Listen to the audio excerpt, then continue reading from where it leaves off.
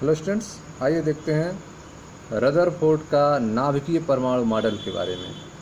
मैं मनीष गुप्ता अपने चैनल में आपका स्वागत करता हूं।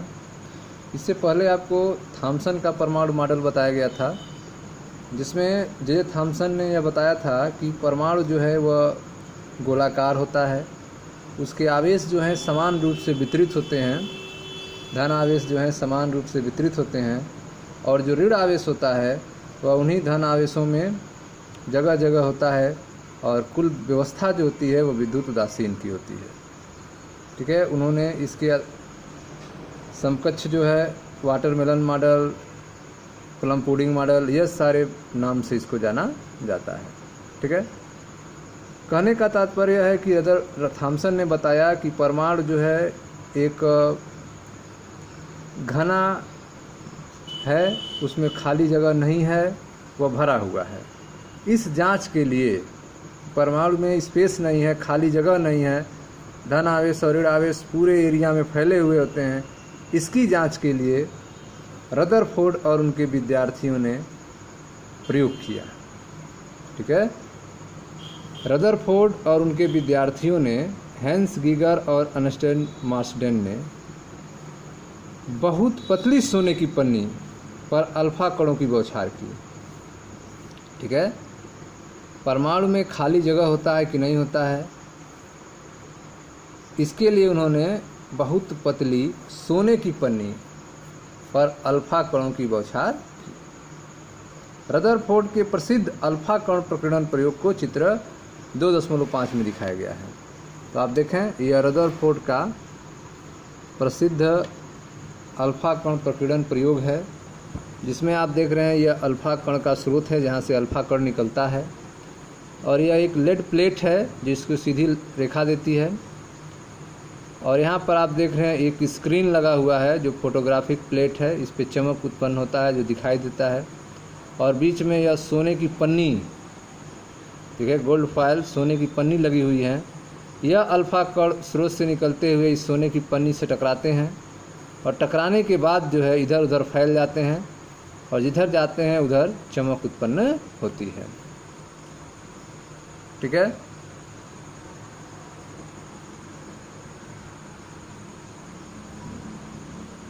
प्रयोग से क्या क्या जानकारी प्राप्त हुई, इसके बारे में आइए कुछ पढ़ते हैं, फिर चर्चा किया जाएगा। रदरफोर्ड और उनके विद्यार्थियों ने बहुत पतली सोने की पन्नी पर अल्फा कणों की बौछार की। रदरफोर्ड के प्रसिद्ध अल्फा कण प्रकीर्णन को प्रयोग चित्र में दिखाया गया है। सोने की पतली पन्नी 100 नैनोमीटर मोटाई की, सोने की जो पन्नी ली गई थी उसकी मोटाई कितनी थी? 100 नैनोमीटर मोटाई की, लक्ष्य करके एक रेडियो एक्टिव स्रोत से उच्च ऊर्जा वाले अल्फा कणों को भेजा गया। ठीक है, तो यह जो सोने की पन्नी थी यही टारगेट था टकराने का, और इस पर टकराया जा रहा था उच्च ऊर्जा वाले अल्फा कणों को। सोने की पतली पन्नी की ओर लक्ष्य करके एक रेडियो एक्टिव स्रोत से उच्च ऊर्जा वाले अल्फा कणों को भेजा गया। इस पतली पन्नी को घेरते हुए वृत्ताकार प्रदीप्तिशील जिंक सल्फाइड से बना हुआ स्क्रीन रखा गया। ठीक है, तो आप देख रहे हैं कि सोने की पन्नी के चारों तरफ घेरते हुए वृत्ताकार रूप में एक प्रदीप्तिशील जिंक सल्फाइड से बना स्क्रीन रखा गया, ताकि आवेश जो है जब जिंक सल्फाइड के पर्दे से टकराए तो चमक उत्पन्न हो और पता चले कि आवेश जो है कहाँ जा रहा है। जब कोई अल्फा कण इस स्क्रीन से टकराता है तो प्रकाश की फ्लैश उत्पन्न करता है, स्फुर क्षणिदीप्ति उत्पन्न करता है, फ्लैश उत्पन्न करता है। प्रकीर्णन प्रयोग के परिणाम काफ़ी अनपेक्षित थे। यह जो प्रयोग हुआ, इसके जो रिजल्ट थे वह थॉम्सन के मॉडल के एकदम विपरीत थे, अनपेक्षित थे। थॉम्सन के परमाणु मॉडल के अनुसार पत्ती में उपस्थित सोने के प्रत्येक परमाणु का द्रव्यमान पूरे परमाणु पर एक समान रूप से बटा हुआ होना चाहिए। थॉम्सन मॉडल के अनुसार सोने की पन्नी में जो सोने के परमाणु होते हैं वे पूरे पन्नी में एक समान रूप से फैले होने चाहिए, उनमें खाली जगह नहीं होना चाहिए। लेकिन देखा गया कि अल्फा कणों में ऊर्जा इतनी अधिक होती है कि वे द्रव्यमान के ऐसे समान वितरण को भी सीधे पार कर जाएंगे। ठीक है, प्रकीर्णन प्रयोग के जो परिणाम थे वह काफ़ी अनपेक्षित थे।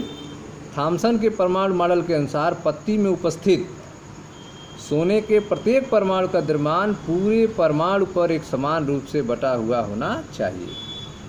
अल्फा कणों में ऊर्जा इतनी अधिक होती है कि वे द्रव्यमान के ऐसे समान वितरण को भी सीधे पार कर जाएंगे। उन्हें अपेक्षा थी कि पत्ती से टकराने के बाद कणों की गति धीमी हो जाएगी। पत्ती से जब अल्फा कण टकराएंगे तो उनका गति जो है वह धीमी हो जाएगी और उनकी दिशा बहुत कम कोण से बदल जाएगी। यह सोचा गया था, लेकिन हुआ क्या? देखा क्या? तो देखा गया कि बहुत सारे अल्फा कण जो थे वो सीधी रेखा में चले गए। फिगर में आप देख सकते हैं अल्फा कणों का पुंज। यह जो आप देख रहे हैं यह आपका सोने की पतली पन्नी में उपस्थित, ठीक है, उनके नाभिकों को दिखाया गया है। यह नाभिक है, यह सोने के परमाणु हैं, एटम्स हैं, दिखाए गए हैं। अल्फा कणों के पुंज आ रही है। अधिकांश अल्फा कण जो हैं सीधी रेखा में पार कर जा रहे हैं। कुछ अल्फा कण जो हैं इन परमाणु नाभिकों के नज़दीक पहुंच रहे हैं। अल्फा कण पे आप जानते हैं कि अल्फा कण जो है हीलियम का नाभिक होता है जिस पर धनात्मक आवेश होता है, ठीक है, और परमाणु में भी जो नाभिक होता है उस पर भी धनात्मक आवेश होता है। तो अल्फा कण और इस सोने के नाभिक के बीच प्लस प्लस में प्रतिकर्षण होता है, ये जानकारी आपको मिलेगी। तो जो अल्फा कण इस परमाणु से दूर थे वो सीधे निकल गए हैं। जो अल्फा कण उसके थोड़ी नज़दीक पहुंचते थे, ठीक है, उन पर बल लगता था, प्लस प्लस प्रतिकर्षण होता था जिससे वो थोड़े से कोण पर मुड़ते थे। जो और नज़दीक पहुंचते थे वो बहुत ज़्यादा कोण पर मुड़ते थे, ठीक है। बहुत कम 20,000 में से कोई एक अल्फा कण जो था जो एकदम सीध में उसके पहुंचता था, उसके नाभिक के सीध में पहुंचता था और प्लस प्लस प्रतिकर्षण के कारण वो अपने सीधे रास्ते में वापस लौट आता था, ठीक है। तो अब आइए इसकी जानकारियां हमें क्या क्या प्राप्त होती हैं इसके बारे में देखें। उन्होंने देखा कि अधिकांश अल्फा कण सोने की पत्ती से विक्षेपित हुए बिना निकल गए। अधिकांश अल्फा कण ऐसे थे जिनके रास्ते में कोई परिवर्तन नहीं हुआ और वह सीधे निकल गए, सीधे सोने की पन्नी को छेदते हुए बाहर निकल गए। बहुत कम अल्फा कण छोटे कोण से विक्षेपित हुए। बहुत कण अल्फा कण ऐसे थे जिनमें हल्का सा रास्ता से भटके छोटे कोण से विक्षेपित हुए। बहुत ही थोड़े कण 20,000 में से एक पीछे की ओर लौटे। बहुत ही थोड़े कण 20,000 में से एक पीछे की ओर लौटे, अर्थात 180 डिग्री के कोण से उनमें विक्षेपण हुआ, ठीक है। तो यह 3 रिजल्ट दिखाई दिया गया इस प्रयोग में कि अधिकांश अल्फा कण सोने की पत्ती से विक्षेपित हुए बिना बाहर निकल गए। बहुत कम अल्फा कण जो है छोटे कोण से विक्षेपित हुए। बहुत ही थोड़े कण 20,000 में से एक पीछे की ओर लौटे, अर्थात 180 डिग्री के कोण से उनका विक्षेपण हुआ, ठीक है। इस परीक्षण के आधार पर रदरफोर्ड ने परमाणु संरचना के बारे में निम्नलिखित निष्कर्ष निकाले। यह जो अल्फा कण प्रकीर्णन प्रयोग है, इस परीक्षण प्रयोग के आधार पर रदरफोर्ड ने क्या निष्कर्ष निकाला? उन्होंने पहली बात बताई कि परमाणु के अंदर अधिकांश स्थान रिक्त होता है। परमाणु के अंदर अधिकांश जगह क्या होता है? खाली होता है, रिक्त होता है। कैसे यह बातें कह दी उन्होंने यह बात इसलिए कहा क्योंकि अधिकांश अल्फा कण जो थे वे सोने के पन्नी को पार कर जाते थे। इस आधार पर उन्होंने कहा कि परमाणु के अंदर का अधिकांश स्थान क्या होता है? रिक्त होता है, खाली होता है। परमाणु के अंदर अधिकांश स्थान रिक्त होता है क्योंकि अधिकांश अल्फा कण सोने की पन्नी को पार कर जाते हैं। कुछ ही धन आवेशित अल्फा कण विक्षेपित होते हैं। कुछ ही ऐसे धन आवेशित अल्फा कण होते हैं जो विक्षेपित होते हैं, अपने रास्ते में परिवर्तन करते हैं। यह विक्षेपण अवश्य ही अत्यधिक प्रतिकर्षण बल के कारण होगा। ठीक है, अल्फा कणों का विक्षेपण होना, धन आवेशित अल्फा कणों का विक्षेपित होना अवश्य ही अत्यधिक प्रतिकर्षण बल के कारण हुआ होगा, रिपल्सिव फोर्स के कारण हुआ होगा। इससे यह पता चलता है कि थॉमसन के विचार के विपरीत परमाणु के अंदर धनावेश जो है समान रूप से बटा हुआ नहीं है। परमाणु के अंदर जो धन आवेश है वे समान रूप से पूरे परमाणु में फैला हुआ नहीं है। ठीक है, धन आवेश बहुत कम आयतन के अंदर संकेंद्रित होना चाहिए।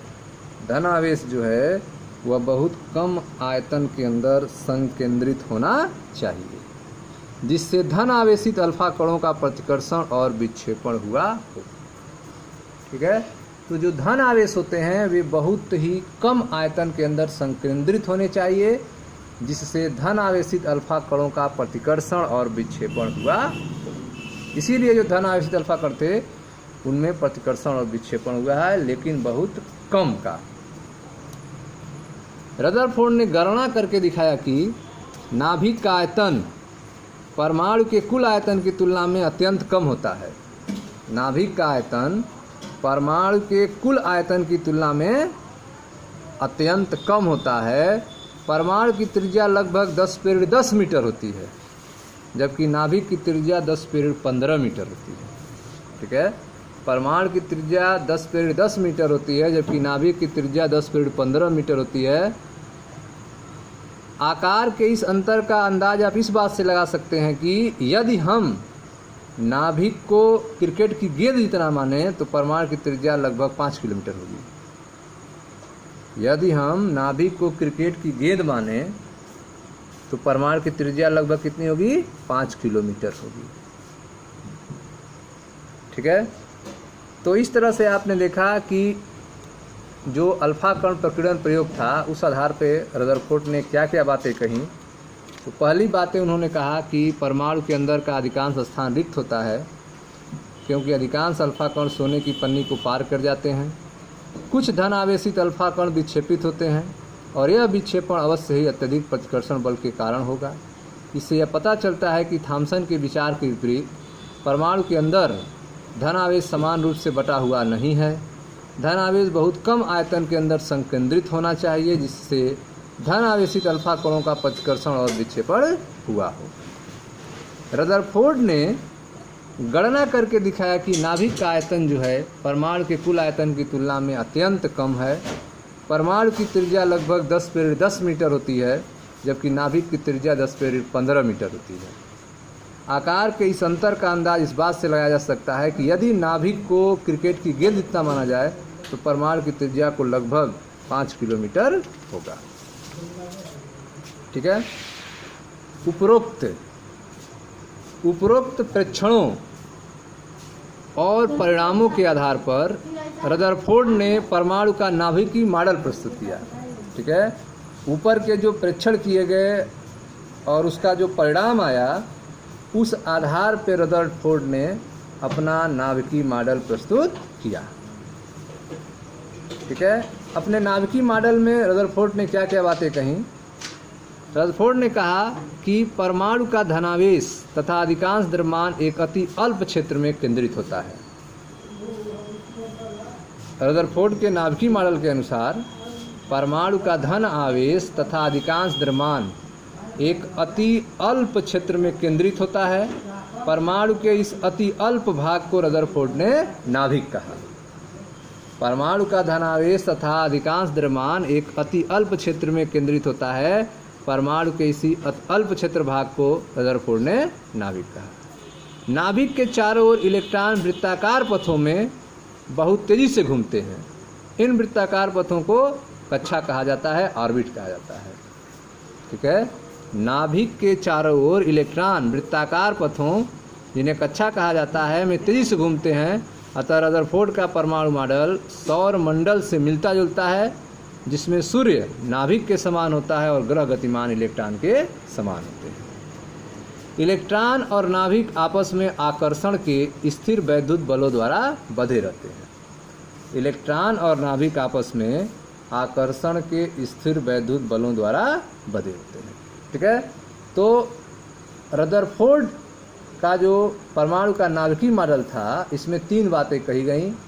पहली जो बात थी कि परमाणु का धनावेश का अधिकांश द्रव्यमान एक अति अल्प क्षेत्र में केंद्रित होता है। परमाणु के इसी अल्प क्षेत्र वाले भाग को परमाणु का नाभिक कहते हैं। ठीक है, न्यूक्लियस कहा जाता है। नाभिक के चारों ओर इलेक्ट्रॉन वृत्ताकार पथों में बहुत तेजी से घूमते हैं। रदरफोर्ड का परमाणु मॉडल सौर मंडल से मिलता जुलता है, जिसमें सूर्य नाभिक के समान होता है और ग्रह गतिमान इलेक्ट्रॉन के समान होते हैं। इलेक्ट्रॉन और नाभिक आपस में आकर्षण को स्थिर वैद्युत बलों द्वारा बंधे रहते हैं। इलेक्ट्रॉन और नाभिक आपस में बंधे रहते हैं स्थिर विद्युत आकर्षण बल के द्वारा।